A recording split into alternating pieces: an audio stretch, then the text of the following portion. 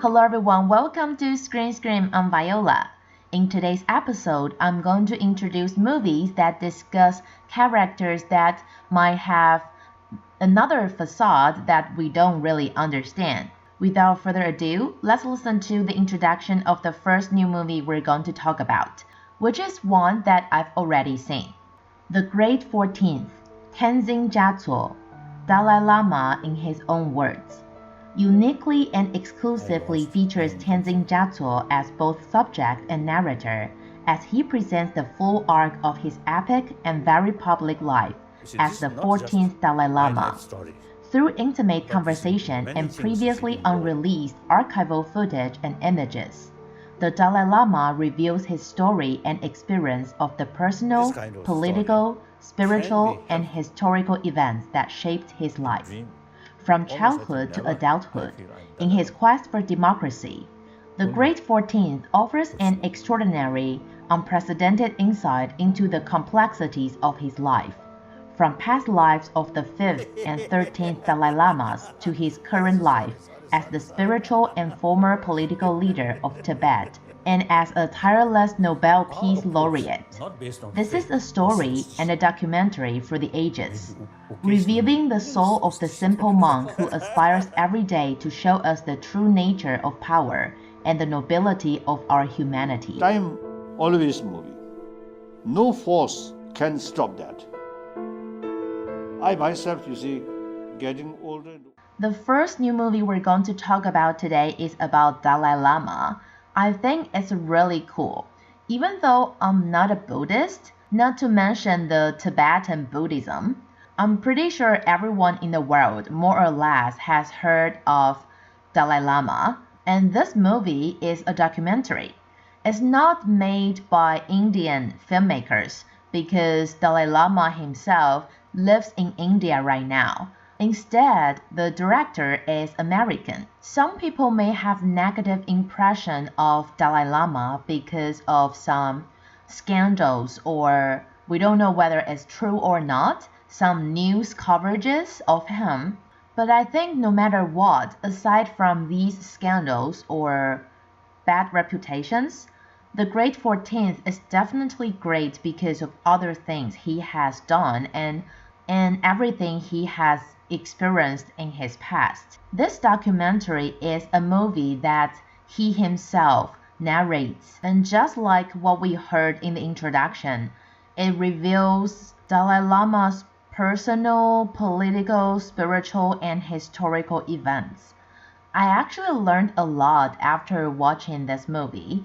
I didn't know so much about Dalai Lama before. I only know that he's a spiritual and religious leader of Tibet, even though he doesn't live there anymore because of political persecution.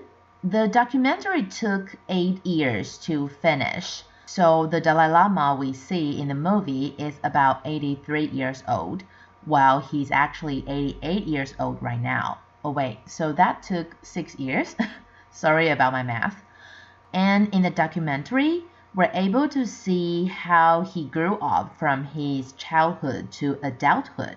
We get to see how complicated his life was and his insight during the process of him seeking democracy. I think just that itself explains how great he is. And this really is a historical story. It's not only about the Great 14th, but all the Dalai Lama before him. We get to know how simple monk can have deep spiritual minds and the authentic of power and the precious humanity. Even if you're not a Buddhist like me, I still recommend you to watch this documentary. You won't be disappointed. Now let's listen to the introduction of the second new movie we're going to talk about. Time still turns the pages. Believe it or not, childhood traumas are real, and it keeps haunting us over time. But we are the only ones who can save ourselves. High school teacher Zhen looks back to his repressed childhood memories as he finds an anonymous suicide note in his classroom, while at the same time, he is facing a series of family problems. He strives hard to prevent the tragedy from happening. Produced by renowned director Derek E., Nick Chok's directorial debut interrogates generational traumas in nuclear families through addressing students' suicide tragedies in Hong Kong in recent years. 我想同細佬一樣啊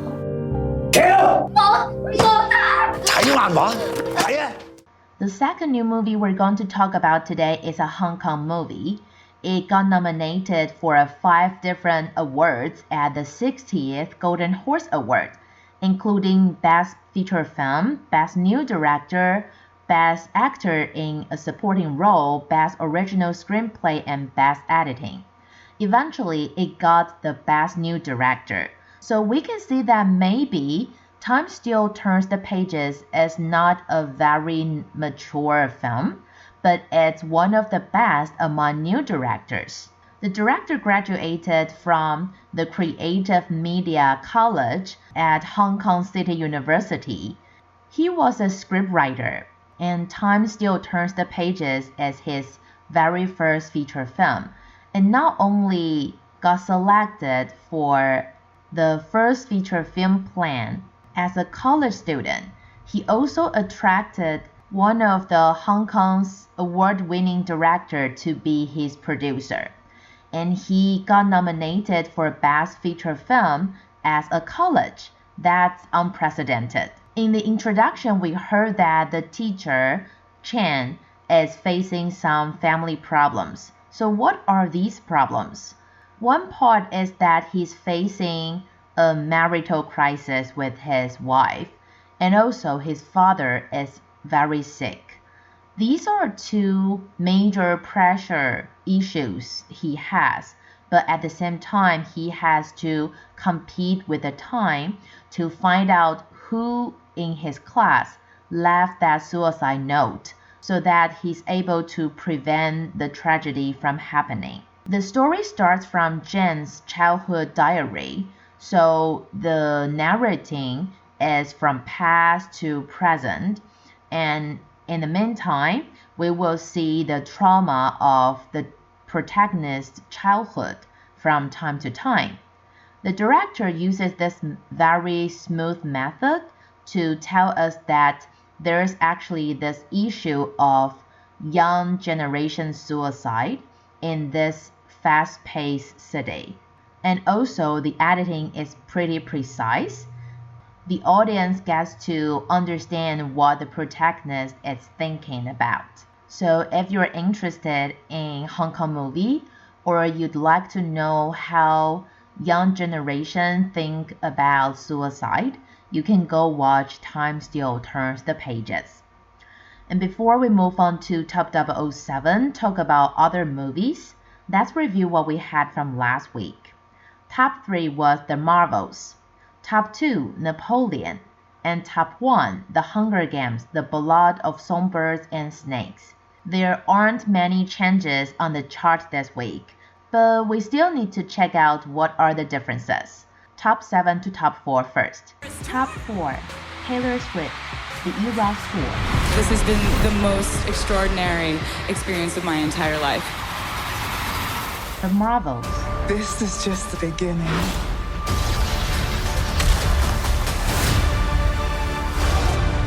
She tore a hole. Trolls Band Together. Stop the wedding! I'm John Dory, Branch's long lost brother. There are only 3 movies on this part of the chart this week, and they're all top 4. So we can see that it's very competitive and it's a little bit crowded from top 3 to top 1. But anyway, let's go through all the top 4s. First of all, Taylor Swift, The Eras Tour. It has been on the chart for 8 weeks, I think, so that's 2 months. And I think Taylor Swift was just announced as the Person of the Year not long time ago. I mean, a few days ago. So the concert movie is definitely worth watching. Secondly, The Marvels. Although it's one of the mediocre movies that Marvel has made recently, I went to see it. I wouldn't say it's something that's good enough that I would recommend people to watch it, but I don't think it's bad. I mean, if you look at it with Marvel standard, of course, it's not that good, but I think for Marvel lovers, it's still something enjoyable. It's just that I think all the Marvel series or movies are like a big soap opera right now. If you are not a Marvel lover, you wouldn't understand what's going on right now. Last but not least, Trolls Band Together. It's DreamWorks' latest film, and especially is the third episode of Trolls series. From what I heard in North America and friends who have seen it in Taiwan, I think Trolls Band Together is much better than Wish, the Disney's 100th anniversary work. Well, actually, I was looking forward to that, but since it's not only not critically acclaimed, the comments were all super bad. So I'm wondering if I'm going to watch it. But if you love animation, Trolls Band Together is the choice for you. Now let's move on to the last part of this episode, top 3 to top 1, and see which movie we're going to talk about. Top 3, Wish. I decide what everyone deserves. Top 2, 阿邦阿迪。这巴萨打工老板给多少钱？我想要考一个摩多来生都不可以呀、Top 1, Napoleon. I'm not built like other men. The Hunger Games, The Blood of Songbirds and Snakes. The Hunger Games are to punish the districts. Those tributes don't have a choice. Ooh, we have a champion tie, and I'd like to talk about Napoleon once again.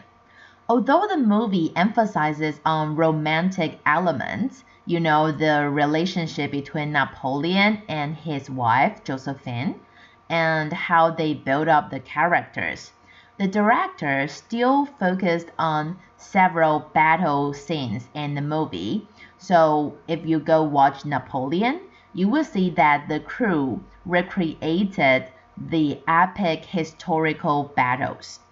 Besides cooperation and recruiting everyone's prowess, the director even found a historical military expert to take charge of the battle scenes. So it's probably pretty authentic.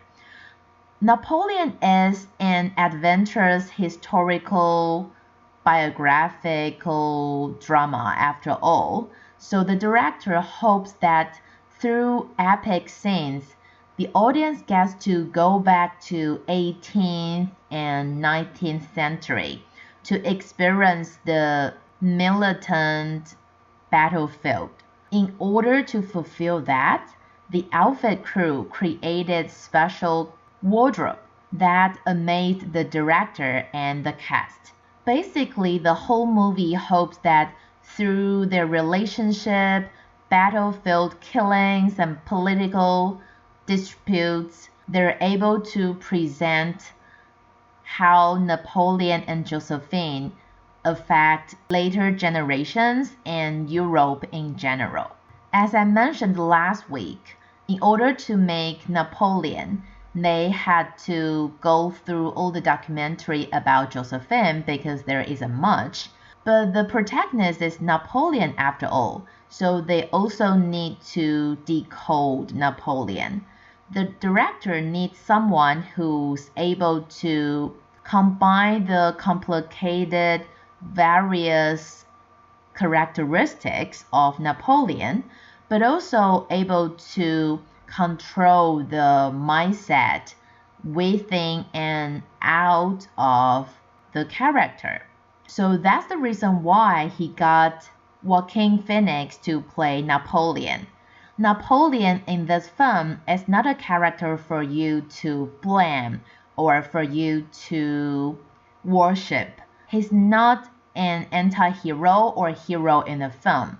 He's just a person with inferior flaws and dark shadows of humanity, He's just an imperfect existence. From this movie, we can know that Napoleon is just a human after all. So if you're interested in Napoleon's story or the relationship between Napoleon and Josephine, I recommend you to watch Napoleon this weekend. And that's all the time we have for today. Hope you like the show and remember to tune in same time next week. I'm Viola. See you next week.